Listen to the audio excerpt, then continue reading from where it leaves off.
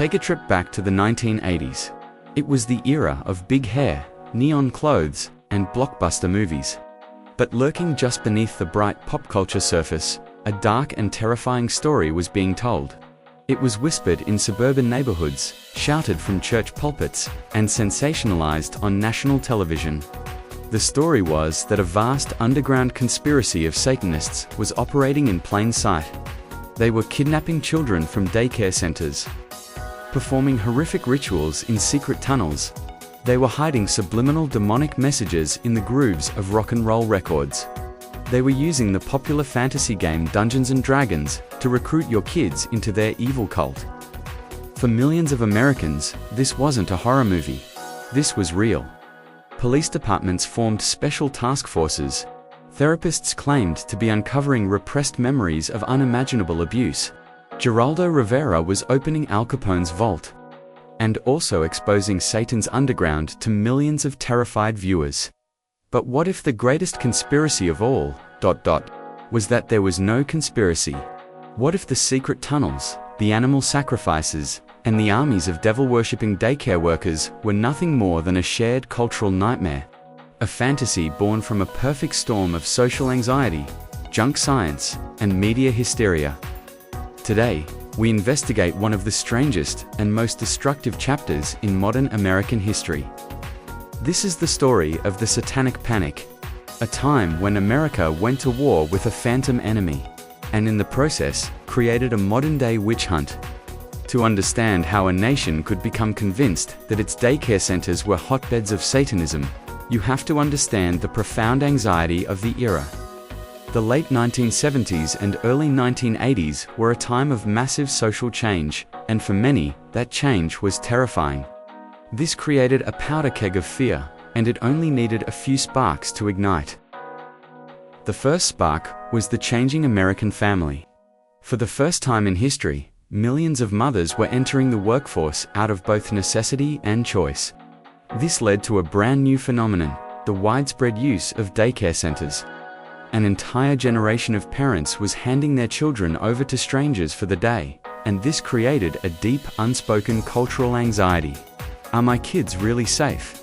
Who are these people I'm trusting? The second spark was the rise of the religious right as a political force.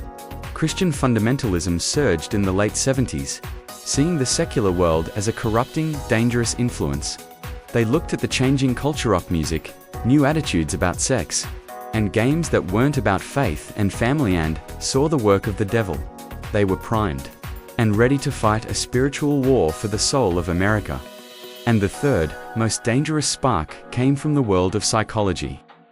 A new, and now thoroughly discredited, form of therapy was becoming popular. Recovered memory therapy. Therapists claimed they could help patients uncover deeply repressed memories of childhood trauma. Using techniques like hypnosis and leading questions, they began uncovering memories not just of abuse, but of bizarre, ritualistic abuse. The stories were horrific, and they were about to get a name.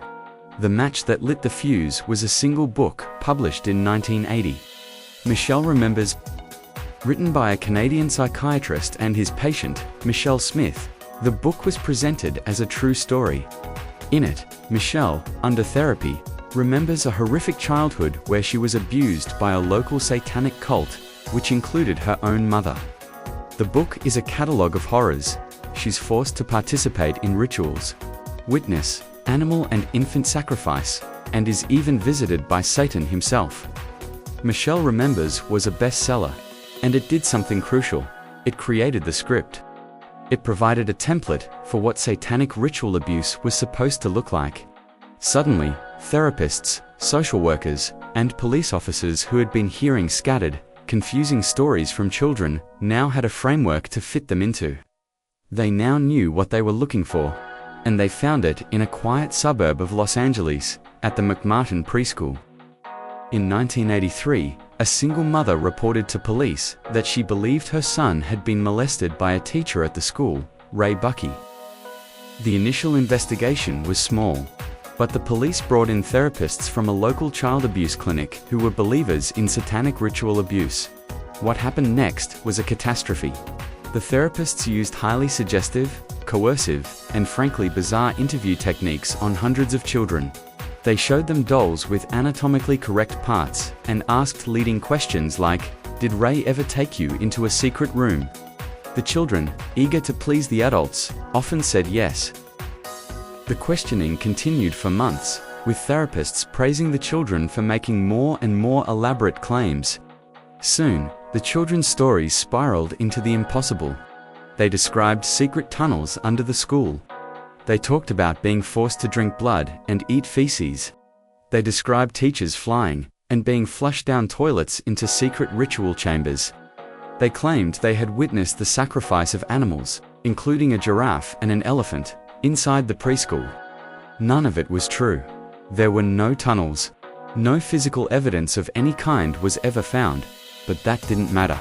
The media frenzy was absolute. The McMartin preschool trial became the longest and most expensive criminal trial in American history, lasting 7 years and costing over $15 million. And the result? After all that time, after all the lives ruined, there was not a single conviction. The case collapsed under the weight of its own absurdity. But by then, the panic had already gone national. The McMartin case may have been the epicenter, but the shockwaves of the satanic panic spread into every corner of American pop culture.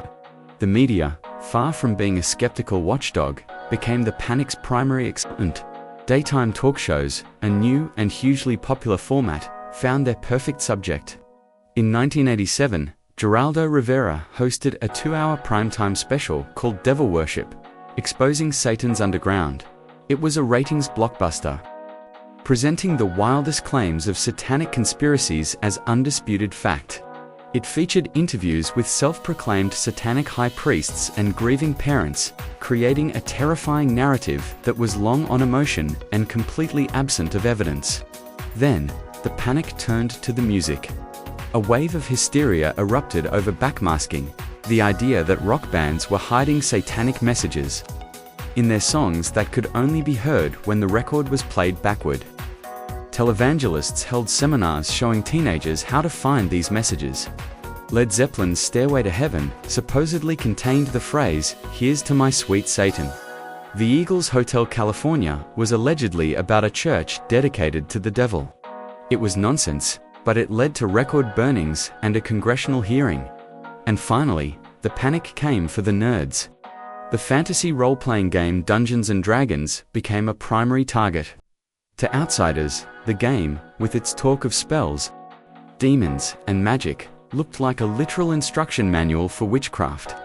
A group called BAD, Debothered About Dungeons & Dragons, was formed by a mother who wrongly blamed the game for her son's suicide.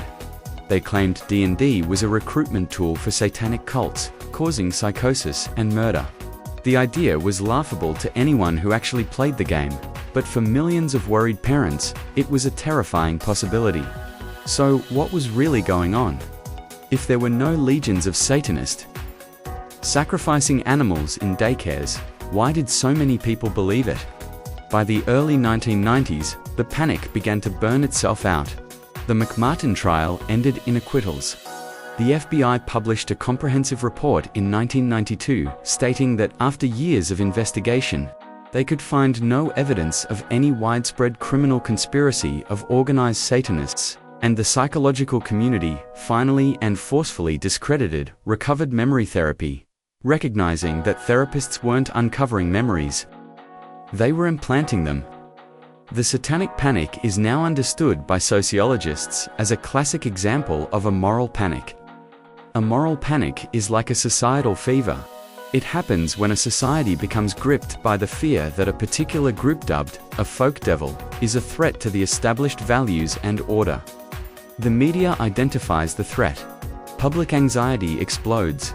Authorities are pressured to act, and often, innocent people get hurt. The Salem witch trials were a moral panic. The Red Scare of the 1950s was a moral panic. And the satanic panic of the 1980s was one of the most intense moral panics in modern history. The folk devils were the daycare workers, the heavy metal musicians, and the teenagers playing D&D in their basements. They were the symbols of a changing world that many found threatening. Ultimately, the Satanic Panic was never really about Satan, it was about fear. The fear of changing family structures, the fear of a youth culture that parents didn't understand, the fear of losing control in a rapidly changing world. Satan was just the ancient, terrifying face they gave to all those modern anxieties. It was a devastating chapter where the justice system failed, the media abdicated its responsibility, and the lives of innocent people were destroyed, all in the service of fighting monsters that never existed. The legacy of the Satanic Panic is a sobering reminder of how easily fear can overwhelm reason, and how a good story, no matter how false, can be more powerful than the truth. The accused teachers of the McMartin preschool had their lives ruined. Musicians were dragged through the courts. An entire generation was taught to fear imaginary demons instead of real-world dangers. So I'll leave you with this question: have we truly learned our lesson? In an age of social media and online conspiracy theories, do we see the echoes of the Satanic Panic happening today? Let me know what you think in the comments. I'm especially curious to hear from those of you who remember living through this era. If you found this deep dive into a bizarre chapter of American history fascinating, please hit that like button and subscribe for more content that challenges the stories we think we know. Thanks for watching.